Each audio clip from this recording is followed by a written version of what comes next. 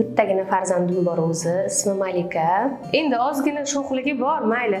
Sho'xlik bilan nimasi bir xil turadi, tarozida oshib ham ketmaydi, toshib ham ketmaydi, bir xil yuradi. Xudo xohlasa men qizimni o'qitaman. O'sha o'zim xohlagan o'qishda o'qitaman deb niyat qilganman. Har kun maktabga kelishga juda ham yaxshi kayfiyatda keladi. Hech qachon uni kayfiyati yomon bo'lmaydi. Rahmat aytaman bog'cha xodimlari hammasiga.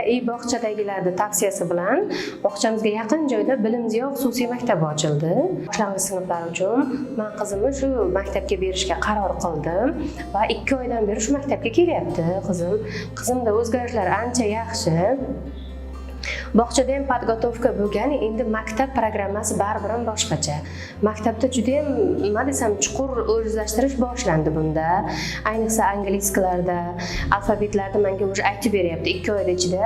2 oy emas, 1,5 oy bo'lib qoldi biz kelganimizga.